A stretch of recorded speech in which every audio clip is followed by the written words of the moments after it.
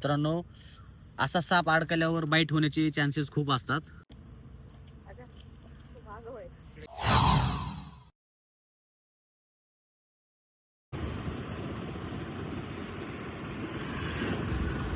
आहे ना, दिसतोय का पण? जाळी तार करा.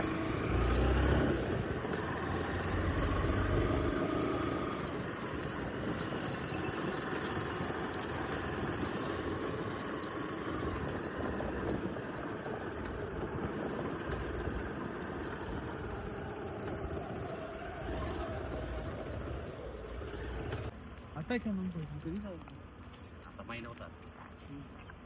थेरपी झाली. काय करत आहे असं काय विषय.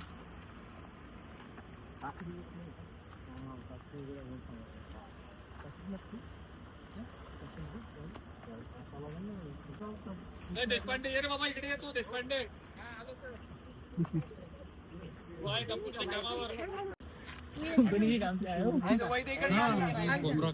तर मित्रांनो, आपल्याला लिटरली एक इंडियन स्पेक्टिकल कोब्राची बाईट झाली होती आणि तुमच्या आशीर्वादाने आपण आता व्यवस्थित सुखरूप आहे. मित्रांनो, जसं आपल्याला माहिती मिळाली की एका नेटमध्ये आपल्या भारतातला सर्वात विषारी जातीचा साप अडकून बसलेला आहे. तर आपण वेळ न घेता बाहेर काढू आणि त्याच्या नॅचरल हॅबिटेटमध्ये सोडून देऊ. तर मित्रांनो, असा साप अडकल्यावर बाईट होण्याचे चान्सेस खूप असतात. तर हा विषारी जातीचा घोणस साप आहे.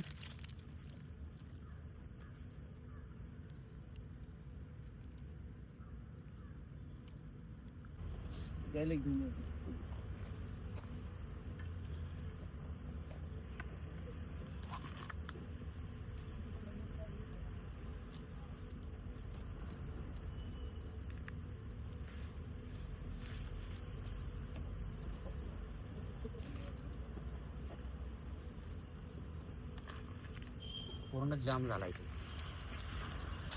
नेट काटना पड़ेगा क्या? ये काय पहले पीछे का काटना पड़ेगा. पहिले मागचं काटा लागेल. समोरची कापली तर मागचं काटू देणार नाही. कोणी बघितलं म्हणजे हमने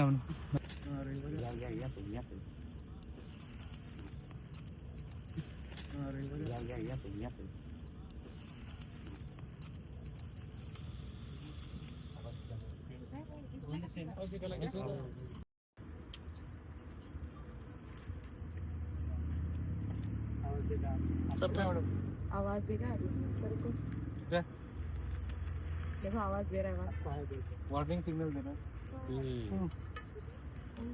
ये काम नहीं कर रहा है.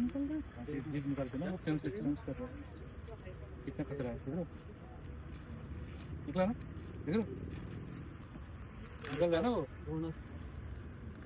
जीप निकल रहा है. नाही का? सेंस कर रहा है. क्या आणली को ही कापडी तयार आणली का? बहुत गंदी तरीके को चाहिए ना. कल से अटका है शायद. नहीं आज सुबह रखने के लिए कुछ चाहिए होगा ना आपको. कितना फोर्स करना है. तो घाबरलेला आहे. बहुत तकलीफ नाही,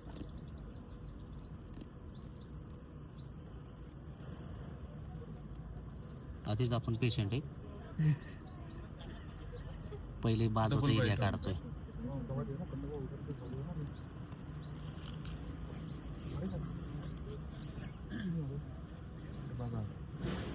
हा, सोडू नको फक्त बस. तुझा कॉन्फिडन्स आहे ना.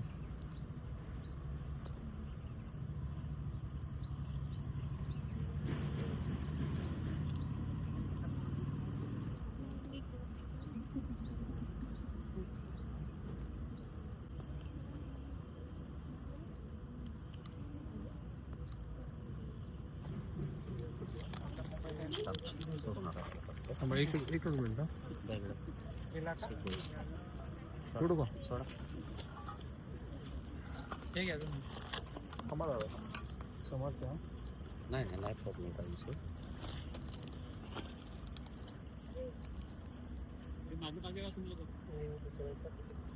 निखिल, घे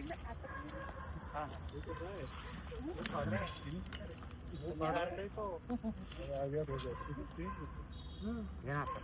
अच्छा तू मागं होय तू मागं हो टिकाऊ लागत आहे उसको मैंने बोला इतना बड़ा सांप है इसमें कैसे बैठेगा क्या लॉजिक है लेके हाथ में था तो लेके आ गई बोलेंगे बैठ जाएगा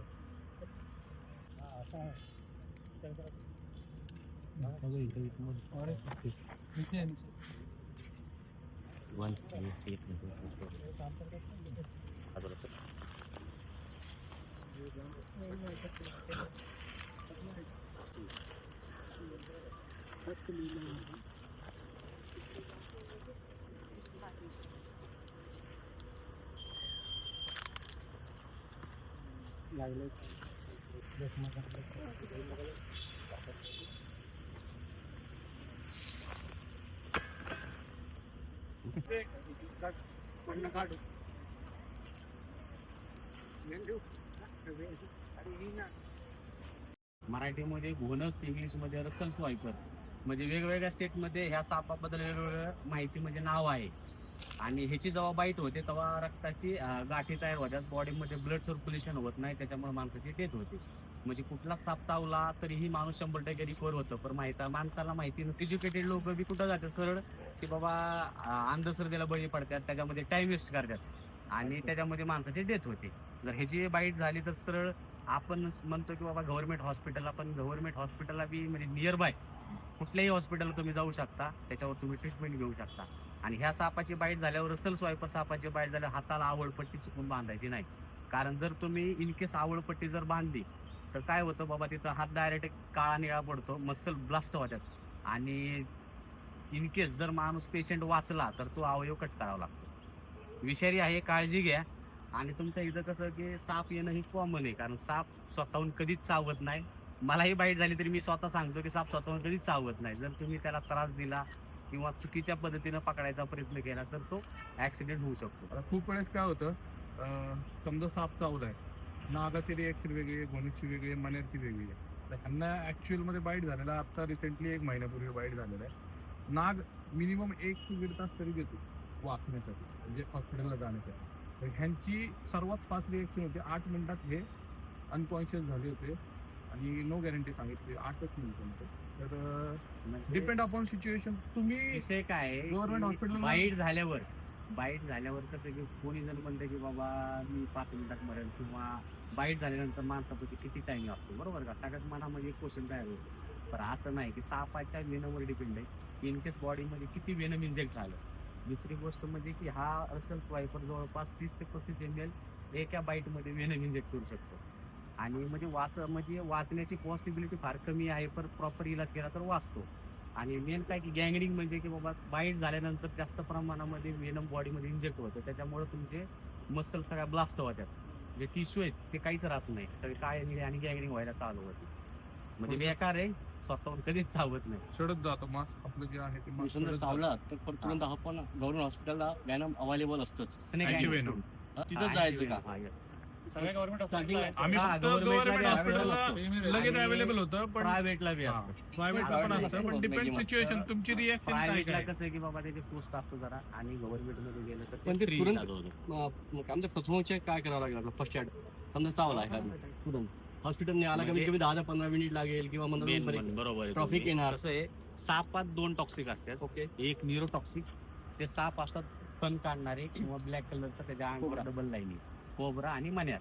त्याच्या बाईट मध्ये जर झालं तर तुम्ही काय की बाबा पहिलं पेशंटला दिलासा द्यायचा की बाबा तू घाबरू त्याला नको. वाटतं घाबरू दुसरी नको. गोष्ट, Willpower. तिथं बाईट झाली तिथं काही जण कसे की बाबा तिथं मार करतात किंवा सक करायचा प्रयत्न करतात तोंडानं, बरोबर का? तर त्याच्यामधून मी दुसऱ्या माणसाला इन्फेक्शन होऊ शकतं. त्याच्यामुळे तसं काही करायचं नाही. जिथं बाईट तिथं तुम्हाला मार्केटमध्ये सक्कर भेटतं किंवा सिरीज भेटतं, ती महाग असं सक करायचं, तुम्ही करून मॅक्झिमम वेनम बाहेर निघल. आणि दुसरी गोष्ट किंवा त्याच्यामध्ये तुम्ही आवळपट्टीचा यूज करू शकता. आवळपट्टी म्हणजे की नॉर्मली तुमचं ब्लड सर्क्युलेशन स्टॉप नाही करायचं, ब्लड सर्क्युलेशनची स्पीड स्लो करायची बस.